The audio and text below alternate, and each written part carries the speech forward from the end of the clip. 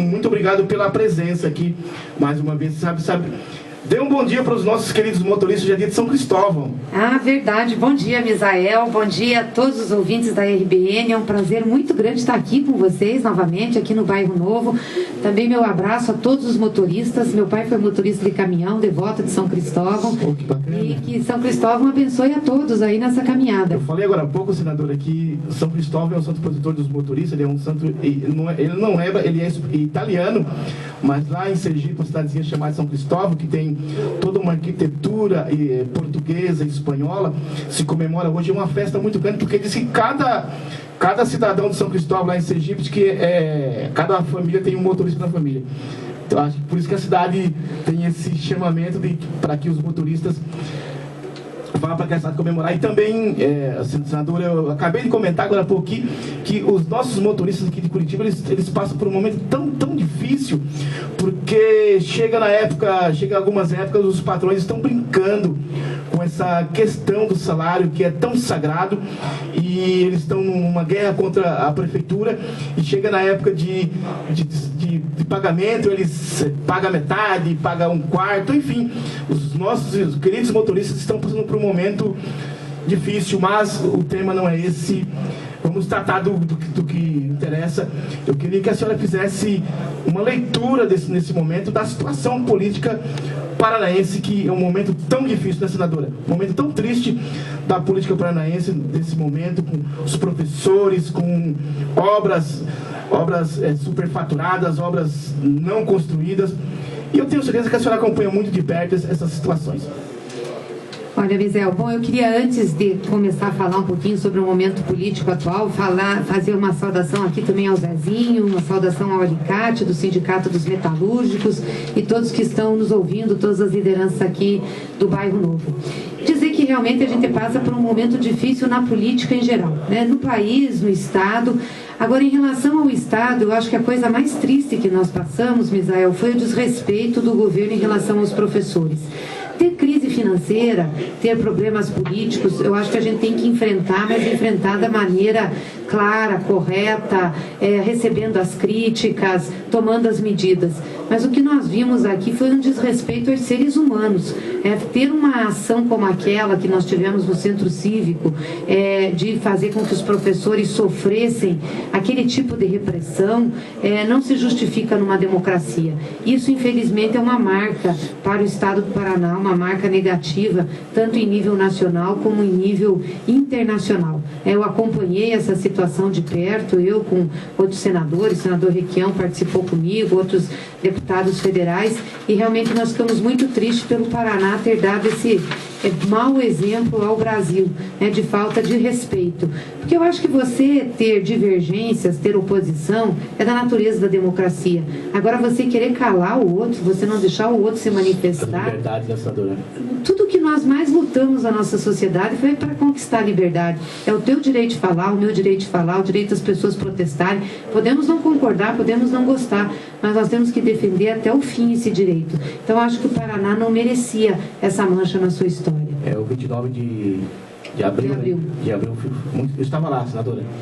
Eu lembro que você estava lá, tinha um movimento forte, várias lideranças estavam na solidariedade dos professores, e eu penso que a gente vai ter que deixar isso registrado na memória para evitar que aconteça de novo. Senadora, como a gente sabe que o Brasil passa por a senhora acabou de comentar aí que o Brasil passa por um momento difícil, e a senhora fez um pronunciamento. Eu já vinha falando também, não sei se a senhora lê alguma coisa minha no Twitter, nas redes sociais, nós somos amigos, né, nas redes sociais, e uns dias antes da senhora pronunciar, eu venho batendo na tecla que o Brasil está ou está na iminência de um golpe. Eu queria que a senhora comentasse isso. Senadora, estava ou está ainda na iminência de um golpe? Acho que nós temos forças aí, da oposição, de setores da mídia que querem patrocinar um golpe político no Brasil. Acho que nós temos duas situações, Misael. Uma situação que é em relação à economia e uma situação que é em relação à política. Se diz muito que nós estamos numa crise econômica sem precedentes no Brasil. Todas as pessoas falam disso com muito pessimismo. Eu queria chamar a atenção às pessoas e dizer que as coisas não são bem assim. Eu acho que nós temos dificuldade dificuldades econômicas no Brasil, mas crise econômica sem precedente nós já tivemos. Quando a gente não tinha, por exemplo, um salário mínimo digno que não chegava a $100, quando nós tínhamos uma inflação altíssima que era descontrolada, juros na casa de 25%, uma taxa de desemprego de 12%, é uma crise, isso sim era crise. Hoje a gente tem... Gente morria, né, senadora? Gente morria, não tinha um cordão de proteção social, tinha fome nesse país. Hoje o Brasil não tem fome, nós temos um salário mínimo que garante a renda, que é digno, minimamente digno, nós temos renda para as pessoas, né? E mesmo tendo dificuldades em alguns setores da indústria, tem outros setores da economia que vão bem. A agricultura, por exemplo. Eu estive no interior esses dias. Você vê a nossa agricultura, seja do pequeno agricultor, seja do grande, está indo bem. Às vezes as pessoas dizem assim, está muito cara a energia. Está cara, porque nós tivemos um problema de chuva, tivemos que despachar energia térmica, encareceu, acho que agora já vai abaixar de novo. Nós vamos conseguir melhorar. Mas, assim, nem de perto era o que tinha antes, que você não tinha condições, às vezes, de ter comida na mesa. Senadora, a senhora falou em energia, a energia ela tem contribuído muito grande para acelerar a inflação no país, né? Principalmente aqui em Curitiba, a inflação é uma das mais altas do país. Os aumentos foram significativos nos tributos, aqui nos impostos, em taxas, aqui, esgoto, energia, né? E a gente sabe que é em razão da falta. Os investimentos do governo federal, ele vai sanar em médio prazo ou em longo prazo essa questão da energia no país? É que aqui no Paraná, eu acho que são duas coisas, Misael. Primeiro, assim, a gente teve falta de água e a nossa matriz energética é a base de água, de hidrelétrica. Então, para não faltar energia, nós tivemos que despachar a chamada energia térmica, que é energia gás, carvão, para não faltar. E isso é mais caro, acaba tendo impacto na conta. O problema é que o Paraná encareceu mais ainda, porque o que aconteceu? A Copel, geradora de energia, teve lucro e a Copel, distribuidora, prejuízo.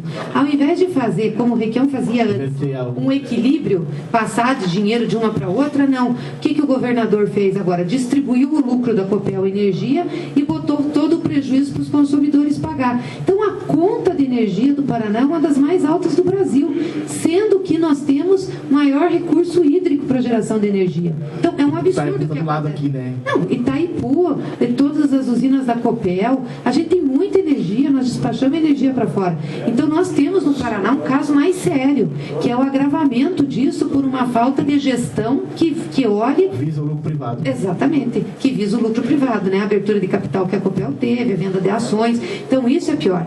Agora, todos os investimentos em energia estão sendo feitos. E nós só não tivemos apagão, apesar de ter uma seca, porque a gente hoje tem todo o sistema ligado.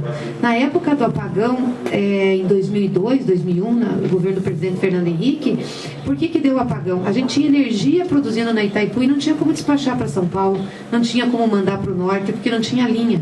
Hoje nós temos linha. Senadora, o Brasil que se mostra na grande mídia é totalmente inverso do Brasil real, né, senador?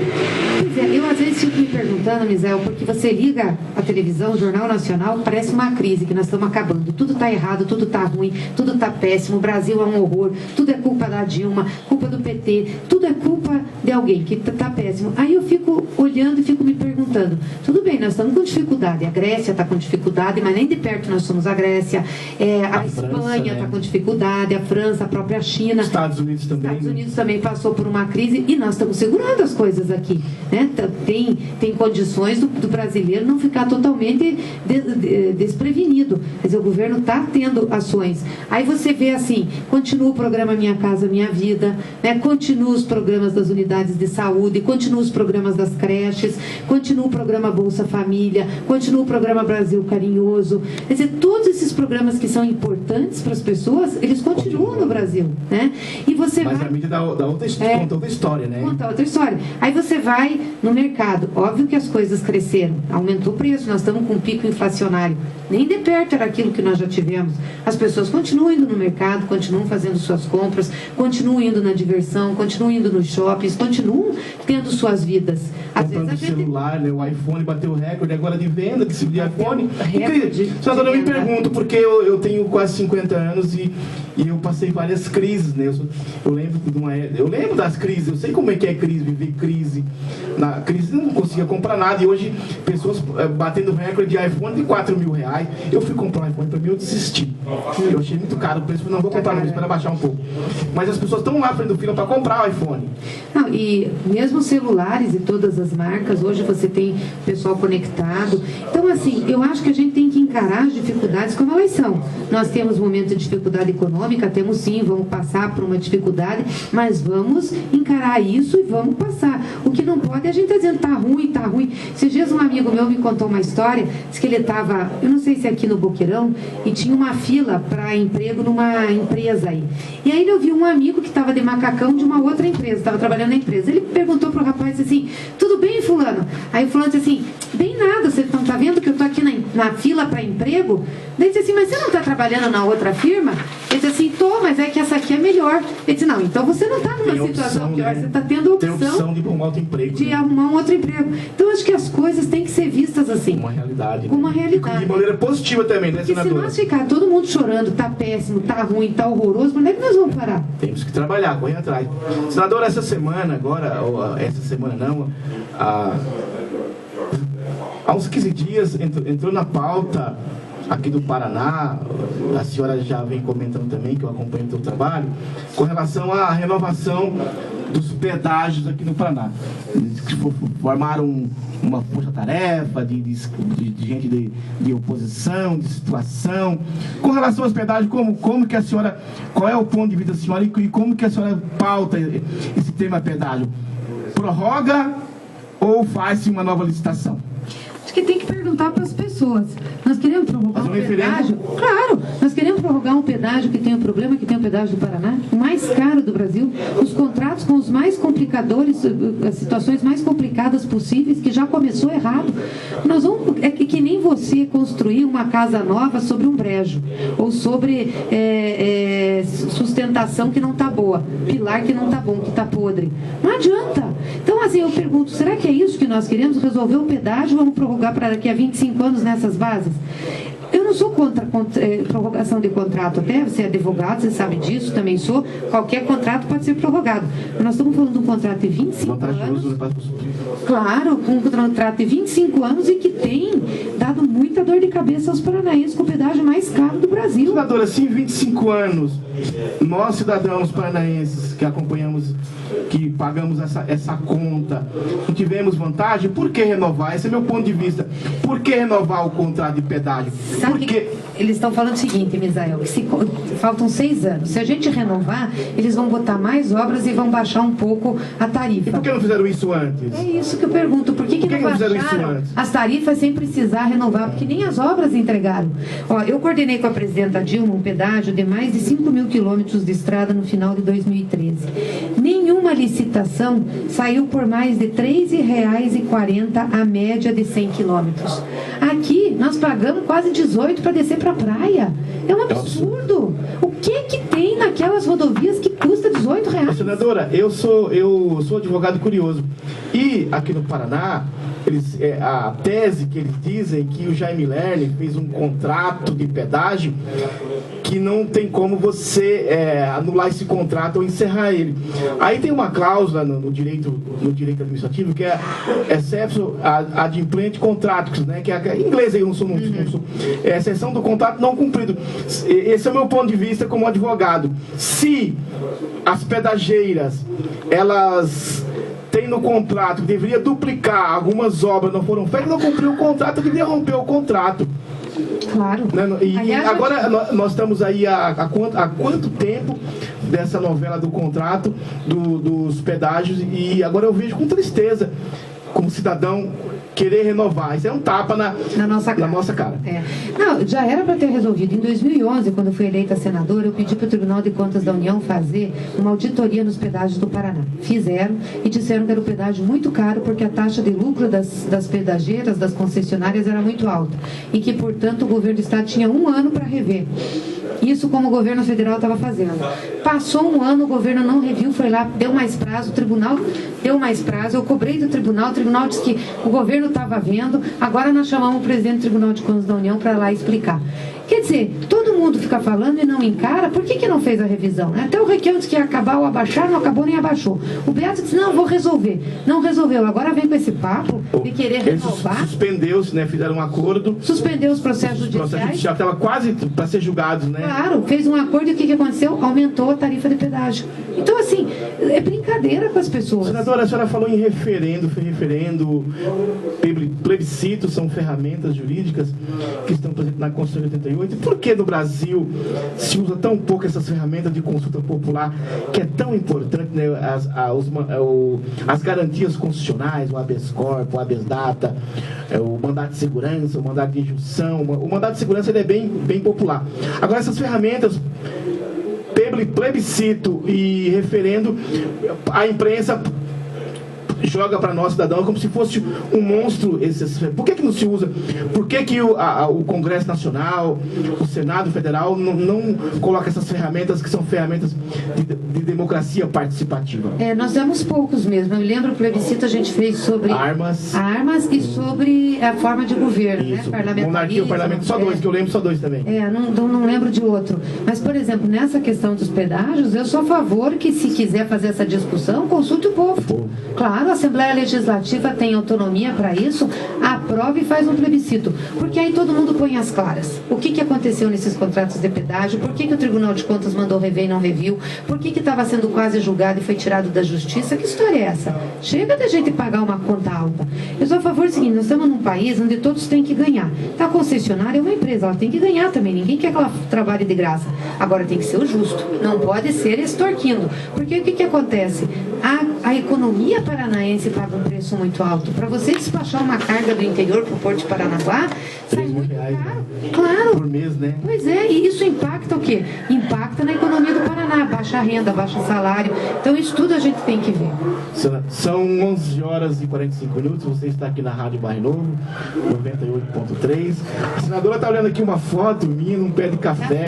Senadora, essa foto aqui que eu estou ao lado de um casal, que é o seu Antônio, eles moram aqui no Osternac, eles são daquelas famílias que vieram para o Paraná em 75 em razão da geada.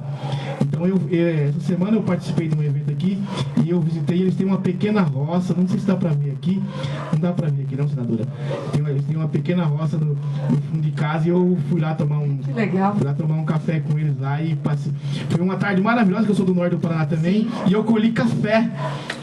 Café. Olha, muito café. Foto linda, né, senadora? Linda. E o povo aqui da região sul aqui é outra Curitiba, né? Ele diz que aqui é outra Curitiba. Aliás, aqui tem muita gente do norte. Tem aqui. De Londrina, de Apucarana, de Araponga. Aqui é um reduto negro, né? Eu falo para pessoa que aqui o sul de Curitiba aqui é um reduto nordestino, porque os nordestinos vieram para o interior de São Paulo, depois vieram para o norte do Paraná e a geada empurrou esse pessoal para cá. E eu sou fruto disso também. Sim. Eu sou fruto dessa história aí. E eu fiquei encantado também com esse pé de café aí. Senadora, saímos aqui do foco, mas que a senhora se encantou com a foto, né? A senhora também é do interior também, né? Do norte. Não, eu nasci aqui em Curitiba, mas a minha família é alemã. Mas é de Santa Catarina, aqui pertinho de Rio Negro, perto de Mafra, Rio Negro, Itaiópolis ali. Então, e tenho parentes também no interior do Paraná, viajo muito. Senadora, como é que está a parceria? Essa semana saiu um rumor muito grande aqui em Curitiba que o médico Adriano Massuda, que faz frente à Secretaria de Saúde aqui de Curitiba, estava saindo do governo do Gustavo. E fala a 4 cantos aqui em Curitiba que chegou ao fim a parceria PT-PDT em Curitiba. Tem muita especulação, né, Misael? Primeiro, essa questão em relação ao Adriano, que tem feito um trabalho aí, se dedicado muito à área de saúde de Curitiba. Ele recebeu um convite do ministro da Saúde. Inclusive, o ministro me ligou essa semana para justificar. Ele disse assim, olha, nós acabamos fazendo uma publicação de uma nomeação do Adriano sem consultar. E foi um erro, porque assim, eles tinham feito um convite para o Adriano, o ministro ia falar com o prefeito, eles querem que o Adriano assuma uma secretaria nacional, o que é um reconhecimento ao trabalho dele e também um reconhecimento a Curitiba. E o pessoal preza muito o Gustavo, enfim. Só que às vezes essas questões burocráticas foi falado lá na Casa Civil e o pessoal fez a nomeação. E aconteceu isso, né? Foi errado. Então até o ministro me ligou e disse, olha, eu preciso falar com o prefeito está viajando, para a gente se desculpar, mas isso não tem nada de rompimento político, não. Foi realmente um erro, mas o ministro quer muito que o Adriano assuma essa Secretaria Nacional em Brasília, pela experiência que ele tem, ele já foi assessor lá em Brasília, já foi subsecretário, e pediu inclusive para eu ajudar, porque o Adriano estava com problema de família, também tinha uma opção de ficar em Curitiba, tinha um pedido do prefeito Gustavo, mas eles estão pedindo muito para que o Adriano assuma.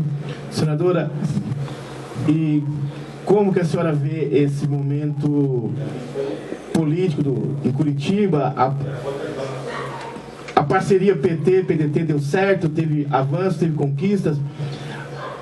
O governo federal teve investimentos significativos em Curitiba? Acho que teve muitos avanços e conquistas.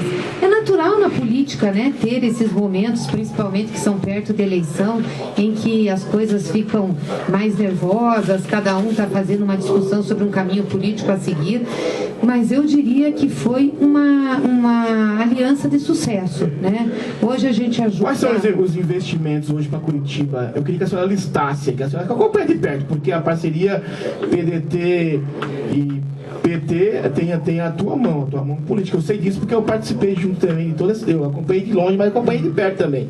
Vamos ver se eu lembro de todas, né? Mas vamos pegar, por exemplo, na área de saúde, que é uma área que a gente tem uma atuação maior junto aí com o prefeito, o secretário é nosso, né? Que é o Adriano.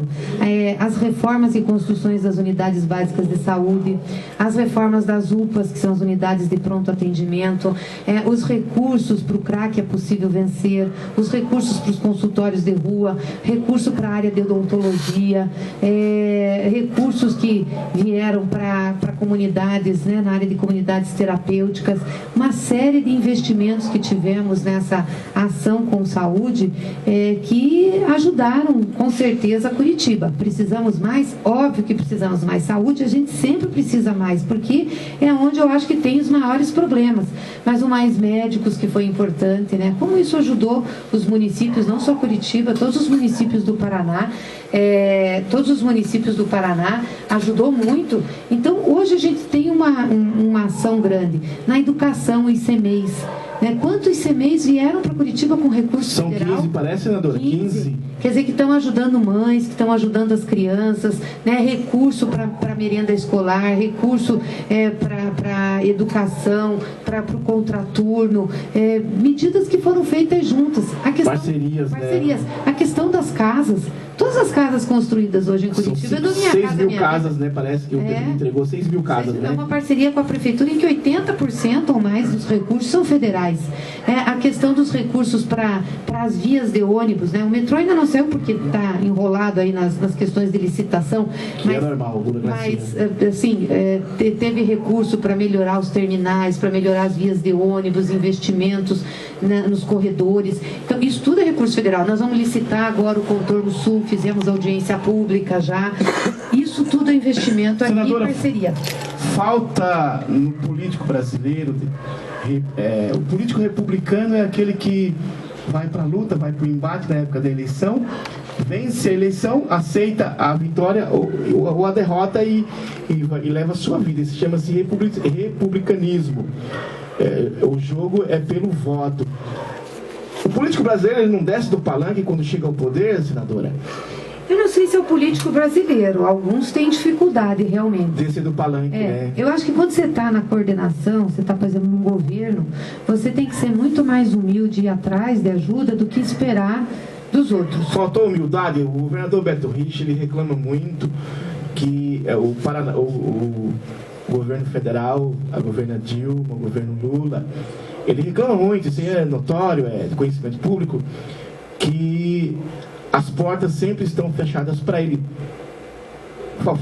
É isso mesmo que ocorre? Ele é um mentiroso, né? Vamos combinar, porque não é verdade isso. Vamos pegar os investimentos do Paraná. Quem é que investe em casa? É o Beto Richa? Claro que não. Quem investe em casa, em Minha Casa Minha Vida, é o governo federal. Quem é que cuida de rodovia hoje no Paraná? É o governo federal. O governo do estado não consegue construir nem 10 quilômetros. Não consegue cuidar, vai inaugurar a obra feita pelo pedágio, o que é uma vergonha. Como é que está a educação do Paraná? Quem é que está mandando dinheiro para construir escola? O governo federal. E eles acabaram de ter um desvio agora. Foi preso, inclusive, o diretor. 19 bilhões que veio para cá e eles não conseguiram colocar. Quer dizer, da onde que era esse recurso? Do governo federal.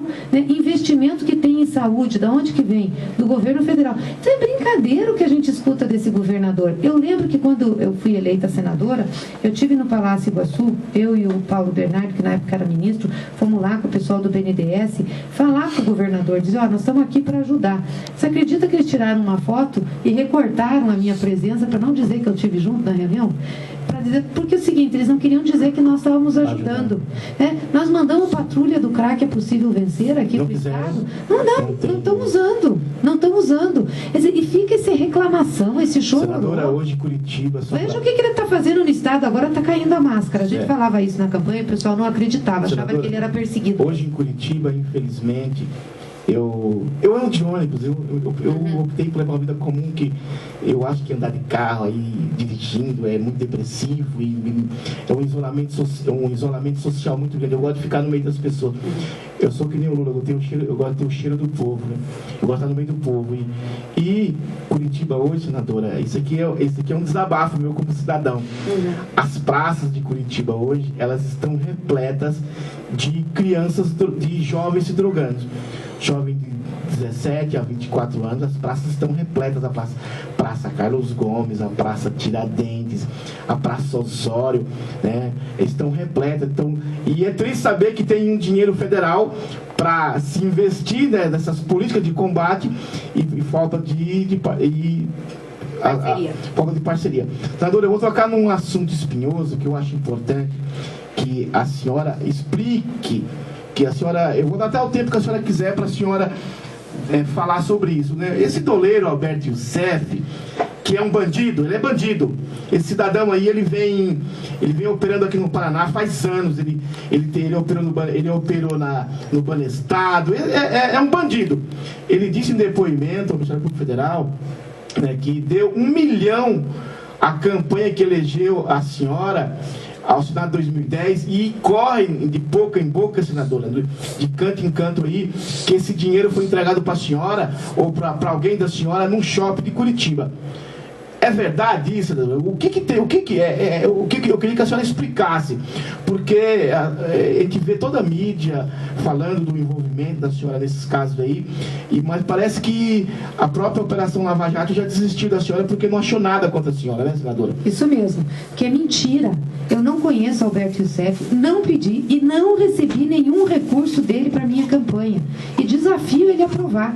E é exatamente o que você falou. Soltaram isso um pouco antes de terminar a campanha da presidenta Dilma, porque eu tinha sido ministra-chefe da Casa Civil dela, então queriam bater em mim para atingi-la. Colocaram esse elemento falando que me repassou R$1 milhão. Primeiro ele disse que foi ele que entregou pessoalmente para uma pessoa de um shopping. Depois ele disse assim, não fui eu. Mandei entregar em 3 vezes para essa pessoa. Aí falou da pessoa. A pessoa disse assim, eu nunca recebi, não conheço. Aí falou que foi uma outra pessoa que mandou. A pessoa foi ouvida e digo, não conheço e não entreguei. Então é um absurdo isso. Ele tem que provar. Eu não tenho problema nenhum em responder inquérito e acho, Misael, e defendo, você é do direito, eu também sou, qualquer denúncia que tiver tem que ser investigada. Então eu não me importo de estar respondendo inquérito, porque puseram meu nome, tem que responder. Agora, tem que ser correto. Tudo que for noticiado tem que sair. Por exemplo, quando é para falar que eu recebi, sai em todos os jornais. Quando eles falaram que foi uma determinada pessoa que entregou e essa pessoa negou que entregou, quase nenhum jornal publicou. Aí a polícia começa a desistir do caso porque não tem prova, não chega a nada, porque não existiu. Aí todo mundo fica quieto e fica a tua vida e fica você tendo que responder. Então, assim, eu não tenho problema de responder, faço isso de cabeça erguida, não tenho medo, tenho tranquilidade e sei que isso vai dar em nada. Mas era importante que a imprensa falasse de tudo como tem falado da denúncia. É isso só que eu peço. São 11 horas e 57 minutos. Você está aqui na Rádio Barre Novo 98.3, Rádio Esta, que opera aqui da região sul de Curitiba. Hoje o programa entrevista a senadora Gleice Hoffmann, ela que sempre atende o meu pedido aqui, né?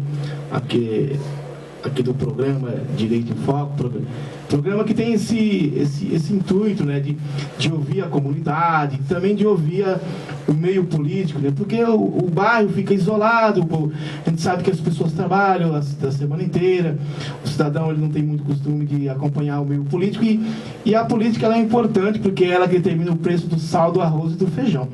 Aquele que não tiver a noção que a política ela é importante, tá complicado, porque nós vamos escolher sempre péssimos representantes e nós precisamos fazer com que esse país se torne um país melhor pelo voto, não por golpe ou por qualquer outra medida, a não ser pela democracia. Senadora, eu queria dizer para a senhora que fazer um pedido aqui ao vivo era para nós nos reunirmos ontem lá na OAB Paraná. Seria um prazer receber a senhora. O Movimento Negro de Curitiba está aqui na nossa frente, aqui o Orlando, que é um dos diretores da CMP aqui de Curitiba, senadora. Orlando Serafim, está acabando de se formar, olha só, está careca, velhinho, mas está acabando de se formar em serviço social, meu amigo Orlando. É um aprimoramento maravilhoso. E o Orlando é do Movimento Negro aqui de Curitiba. E nós convidamos a senhora para fazer um pedido, né? A gente sabe que tem uma bancada, está se formando uma bancada negra que é muito pequena lá em Brasília.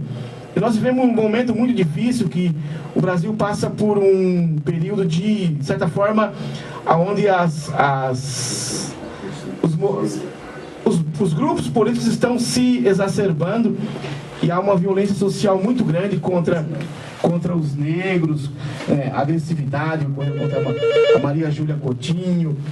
Isso vem ocorrendo faz tempo no Brasil. E nós queremos, senadora, que a senhora faça à frente lá essa bancada negra para fazer algumas mudanças. Tem um projeto da senadora Maria do Rosário, do Rio Grande do Sul, né? Deputada, né? Deputada do Rio Grande do Sul. Tem também outro projeto de um deputado para mudar a lei 7.716/89, que é a lei do racismo também. E esse projeto da deputada Maria do Rosário, eu acho mais importante, que vai tipificar o crime de ódio, que alcança vários crimes. E era esse pedido que nós queríamos fazer para a senhora ontem, na nossa reunião lá na OAB Paraná. Então esse compromisso que nós queremos que a senhora assuma lá em Brasília, para trabalhar essas questões de, ao meu ver, tem que aumentar as penas para esses crimes, porque essas penas não passam de 5 anos.